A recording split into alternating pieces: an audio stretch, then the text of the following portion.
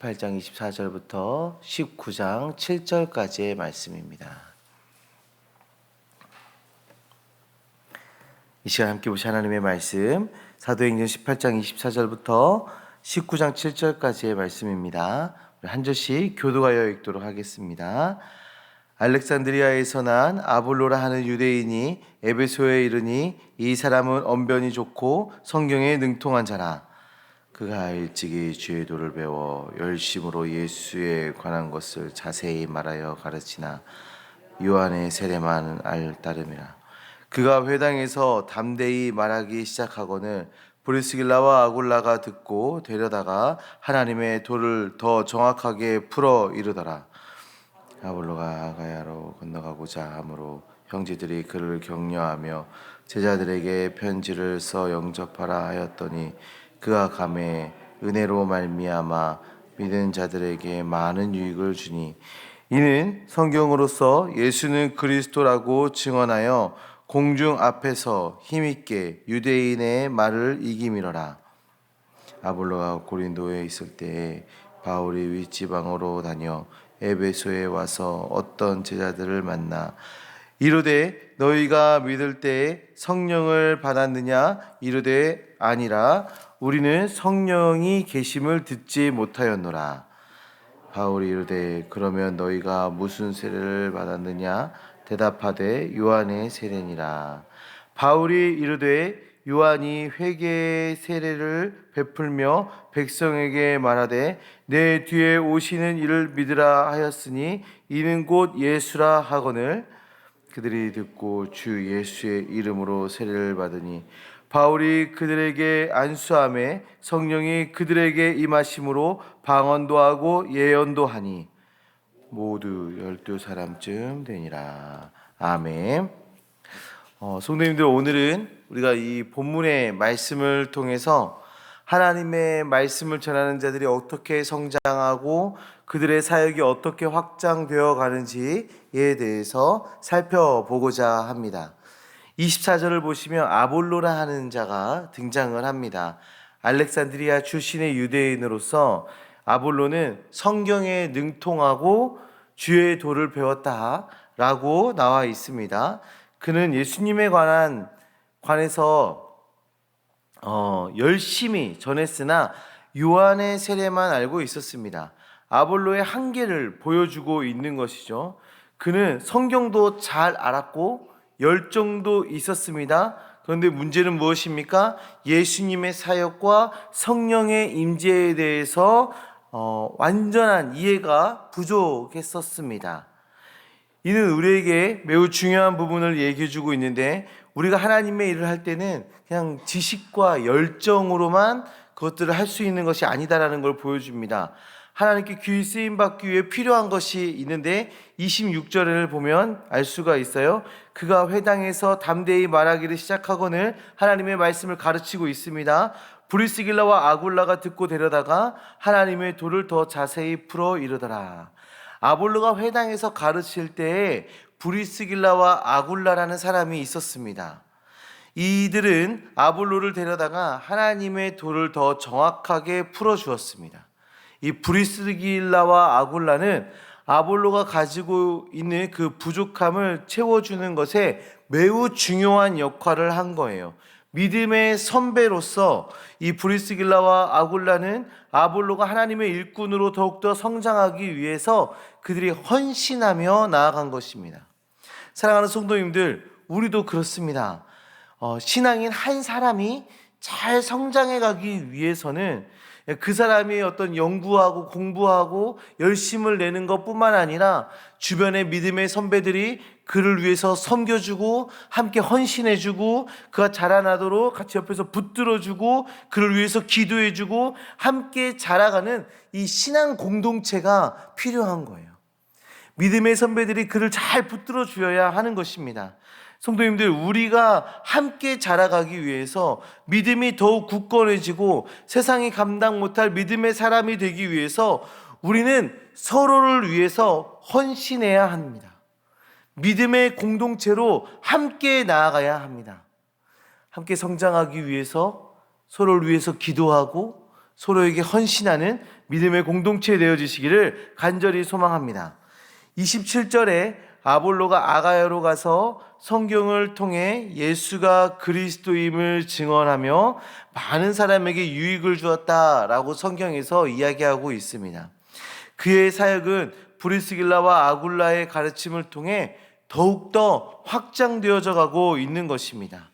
그의 사역은 더욱더 확장되어져 가고 있는 거예요. 많은 사람에게 유익을 주고 있는 것입니다. 그는 성경을 통해 예수가 그리스도임을 증언하며 그 수많은 유대인들의 반박을 능히 이겨내는 모습을 보여주고 있습니다. 공동체의 섬김으로 훈련되고 세워진 주의 일꾼은 그 한 교회가 아니라 정말 많은 교회의 유익을 전하게 됩니다. 그리고 하나님 나라의 확장이 이루어지는 것을 볼 수 있습니다. 우리 안에도 이런 은혜가 넘치기를 소망합니다. 19장 1절부터 바울의 에베소 사역과 성령 임재를 말해주고 있습니다. 바울은 에베소에 도착하여 몇몇 제자들을 만나 그들에게 성령을 받았는지 물어봅니다. 네, 그들이 뭐라고 대답하나요? 성령이 계시다라는 것도 들어보지 못했다라고 말하죠. 그리고 그들이 받은 세례에 대해서도 물어봐요. 그들은 요한의 세례를 받았다라고 대답합니다. 바울은 그들에게 이렇게 말하죠. 4절인데요. 바울이 이르되 요한의 세례를 베풀며 백성에게 말하되 내 뒤에 오는 이를 믿으라 하였으니 이는 곧 예수라 하거늘 요한의 세례가 회개의 세례이며 이 세례를 받은 이후에 예수님을 믿어야 한다라고 말하고 있습니다. 그리고 주 예수의 이름으로 세례를 받았습니다. 이것은 요한의 세례는 회개를 의미하고 예수님의 세례는 구원의 완성을 의미함을 말해주고 있는 것인데요. 바울은 그들에게 예수의 세례를 받도록 인도하며 성령을 받을 준비를 시켰습니다. 바울은 의도적으로 요한의 세례와 예수님의 세례의 차이를 설명하면서 예수 그리스도를 통해 구원이 완성되어짐을 강조하며 말해주고 있는 것입니다. 그리고 어떤 일이 일어납니까? 바울이 그들에게 안수하자 성령이 임하였고 그들은 방언도 하고 예언도 하였습니다. 그 성령의 임재를 보여주는 표적이 나타나고 있는 것이죠. 성도님들, 성령의 임재는 단순한 어떤 감정적 경험이 아닙니다. 그것은 신자의 삶 전체를 변화시키는 능력이에요. 성령의 임재는 감정적 변화가 아니라 삶 전체가 변화되어지는 능력입니다. 바울이 에베소에서 만난 제자들이 성령을 받을 때 그들의 삶이 급격히 변화되었습니다. 그들은 더 이상 요한의 세례에만 머물지 않고 예수 그리스도의 이름으로 세례를 받으며 성령 충만함을 경험하게 된 것입니다. 성령은 신자의 삶을 새롭게 하고 죄에서 돌이켜 하나님의 뜻을 따르도록 인도합니다. 이 변화는 내적 성화와 외적 행동 모두에서 나타나는 것입니다. 성령을 받은 자들은 그들의 가치관, 행동, 삶의 목적이 변화하게 됩니다. 그리고 오늘 본문에서 보셨듯이 성령의 임재는 또한 하나님의 능력을 나타내는 표적을 동반합니다. 방언과 예언은 이런 표적의 일부인 것이죠.